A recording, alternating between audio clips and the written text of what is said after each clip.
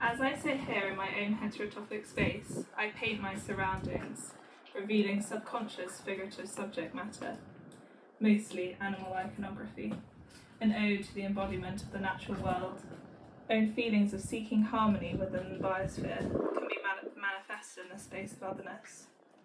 This fogu as a space of safety penetrates the landscape, reclaiming an alternative society of wholeness between the spheres. The initially unfamiliar space becomes comforting, it's womb-like, and alters the choreography of your body. You enter a state of contemplation, trying to understand the ambiguity of its purpose. The oculus that ruptures the space is your primary source of light, inverting the womb. You are in the stages of rebirth, a liberating experience of abnormality as I begin this discussion of space as a heterotopic site for contemplating symbiotic narratives.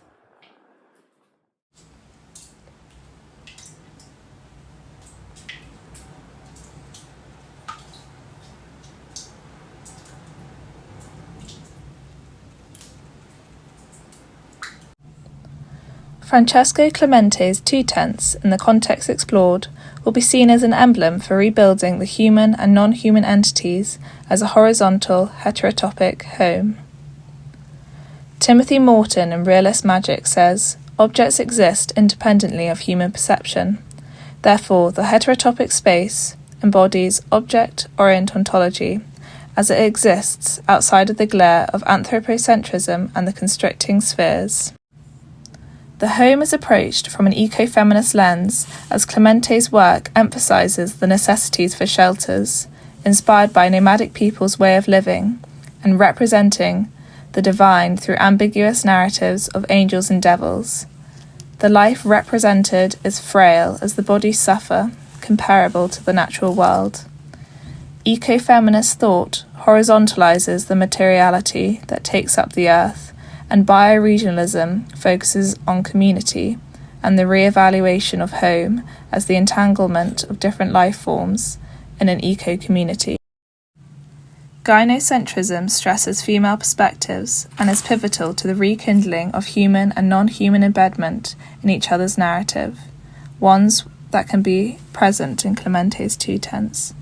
The tents now transform domesticity into a positive light, where there are no cultural hostages, presenting ostracised entities separated from the traditional domestic setting as one where their labour isn't defined for men.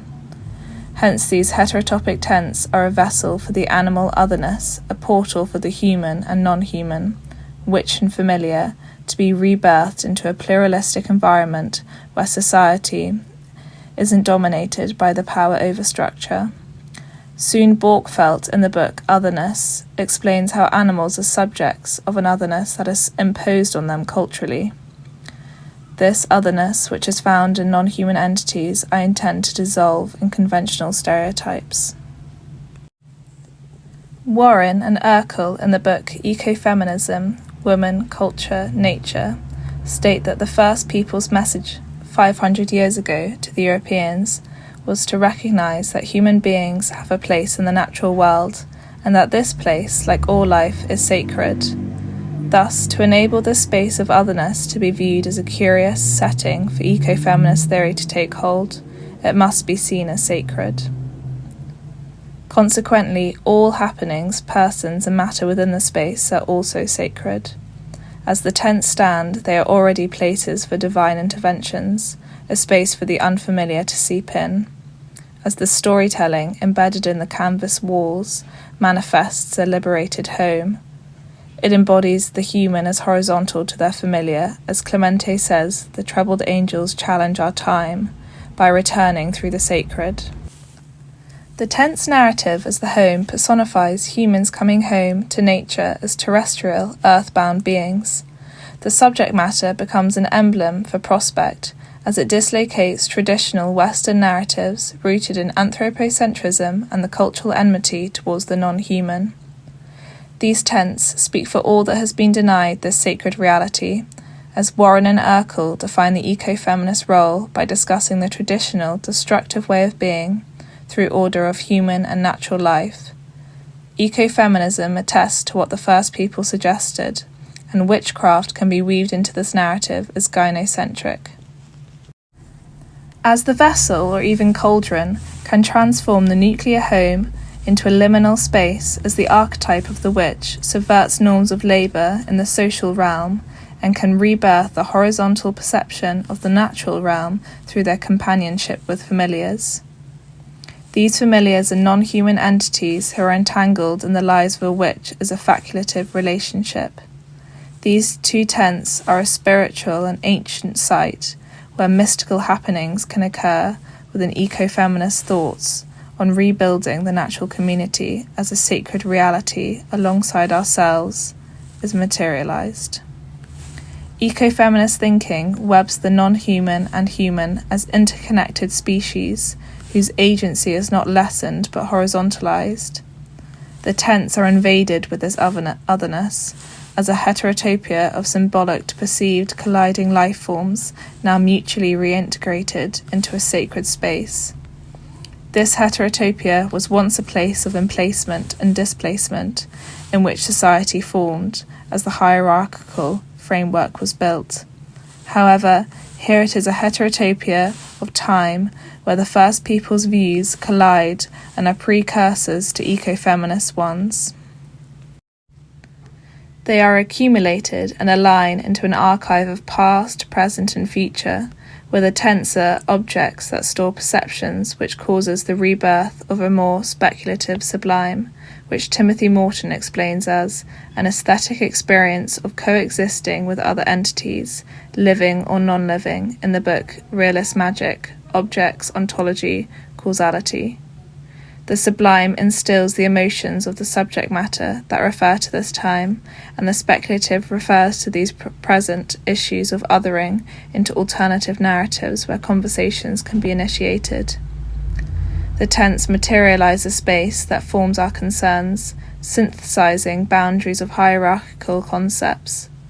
Therefore, the tent can be a portal, like a microscope, to expand human perceptions to achieve sublimity between entities, the beauty of horizontality. To linger in the space that beholds the potential for an ethical future is to be awakened to Clemente's ambiguous narratives. Ambiguity, as Anne Forrest suggests in the article Ambiguity, as uncomfortable, and we are often inclined to declare one meaning correct and the other irrelevant. Therefore, we must not avoid this ambiguity in this othered space, however, to alter the ambiguity of our involuntary perceptions on life. This space being formed focuses the mind to fit the context of ecofeminist thoughts. Preconceived notions of non-humans as othered are subverted and their otherness is celebrated. Betty Friedan, in the book The Feminine Mystique, discusses how women are othered in the patriarchal society. Friedan's ideas prevail woman's fulfillment in the domestic sphere. The ambiguous figure of cunning people break this domestic framework, entangling themselves with their othered animal familiar as a totemistic emblem. This emblem can be interpreted as splattered on the walls of the tents, a retelling of beings othered from the hierarchical framework, now harmonious in the human and natural spheres. This is an ethical importance for exclusion to enter the heterotopic space, rooted in respect. The angels on Clemente's walls become, as Val Plumwood puts it, as angels in the ecosystem.